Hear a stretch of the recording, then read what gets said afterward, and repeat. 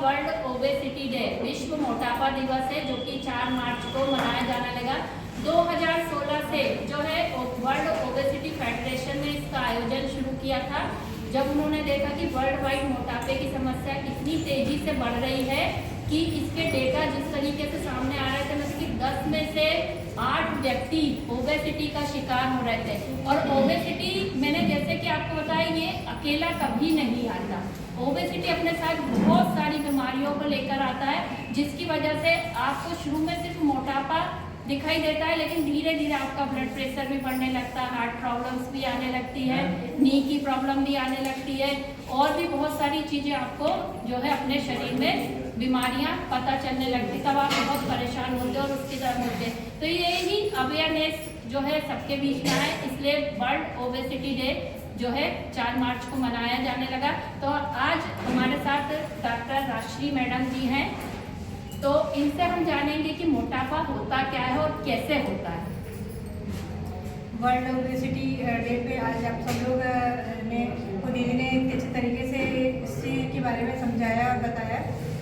इसका आपको आगे भी नॉलेज बढ़े, इसके लिए मैं और ये बताना चाहती हूँ कि जो हमारा बढ़ती जो हमारी लाइफस्टाइल जो हमारी चेंज हो रही है, जीवन शैली में जो परिवर्तन आ रहा है, उसके कारण से आज मोटापा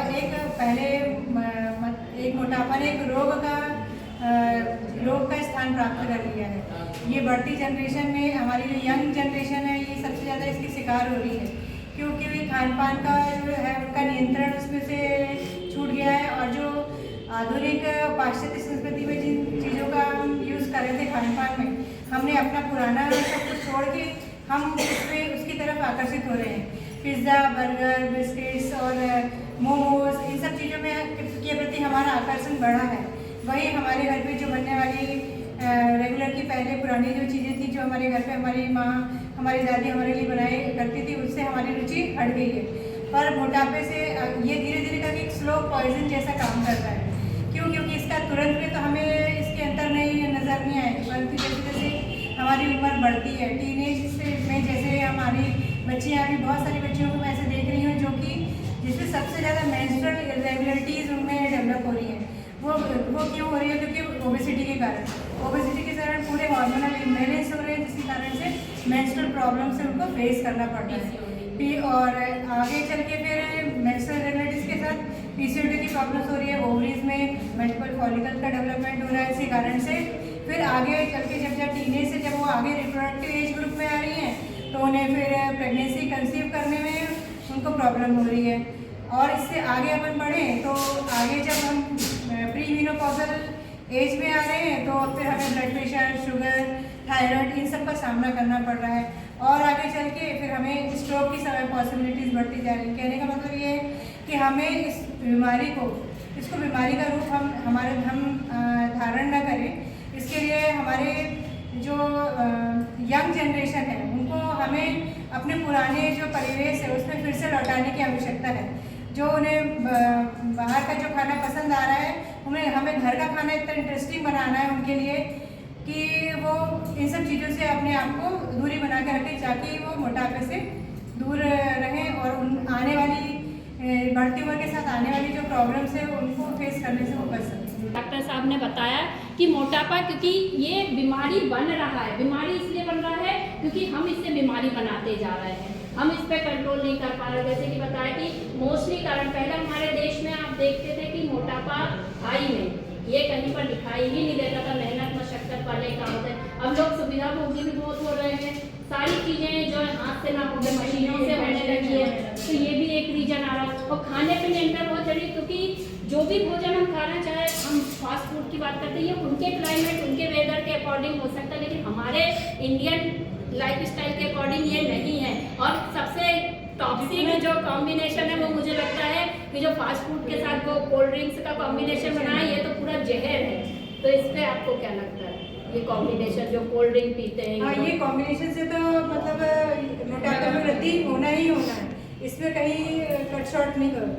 ये मतलब मैं तो देखती हूँ तो मेरे को ऐसा लगता है ये जहर पी रहे हैं सीधे बच्चे, क्योंकि इसकी जगह आप अपने बोला ये सीधे हम कह रहे हैं कि ये टॉयलेट इसलिए उसको टॉयलेट में डालो, टॉयलेट पूरा व्हाइट हो जाता है। टॉयलेट क्लीनर ही है, कोल्ड ड्रिंक इसकी जगह हम जैसे गाजर, चुकंदर, अनार, आंवला और ये सब मिला के, एप्पल, ये मिला के एक जूस ड्रिंक जैसे बना के हम इसको इससे सप्लीमेंट कर सकते हैं।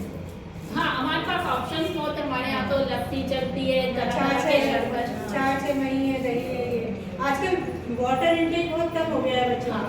जब भी भूख लगती है तो पहले पानी नहीं पिएंगे, पहले कुछ ना कुछ खाने के लिए सोचते रहेंगे कि हमें भूख लगी है। उसके बाद पानी की जगह कोल्ड ड्रिंक लेंगे। पानी की जगह कोल्ड ड्रिंक लेंगे फिर।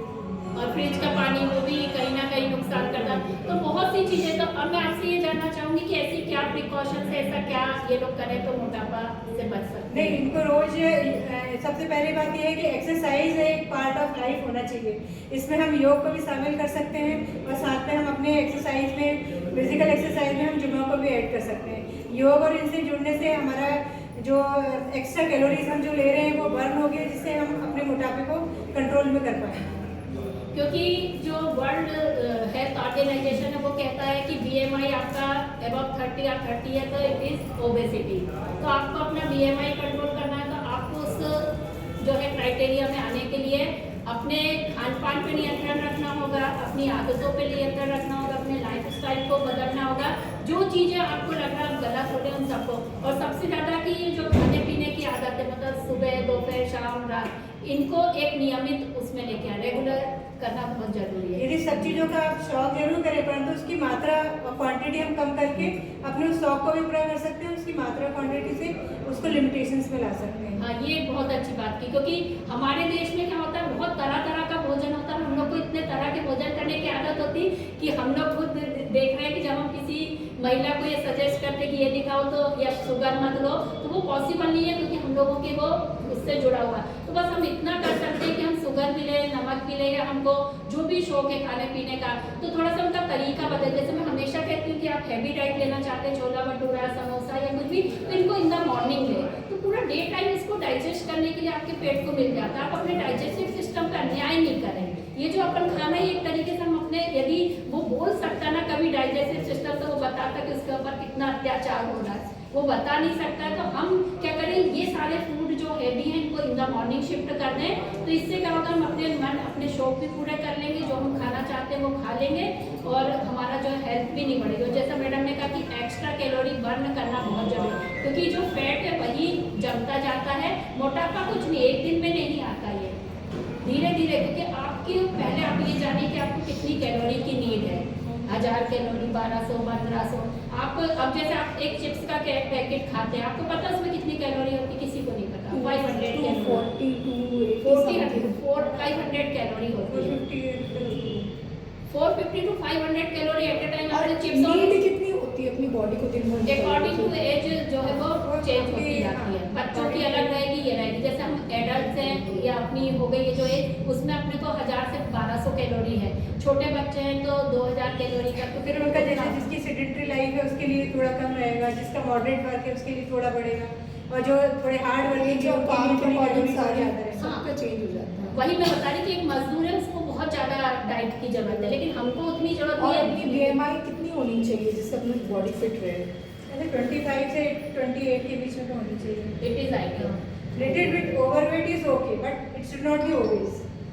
थोड़ा ओवरवेट चल जाएगा, परंतु ऑलवेज 28। हाँ, यही तो वो कह रहे हैं ना कि अबव 30 जाते हैं तो ओबेसिटी, फिर हाइपर ओबेसिटी, फिर तो वो और भी आगे आगे, क्योंकि जिनको भी फैट की प्रॉब्लम होगी या ओबेसिटी की प्रॉब्लम है, डेफिनेटली उनको प्रॉब्लम होने लगेगी। वो एक विशिष्ट साइकिल चलता रहेगा।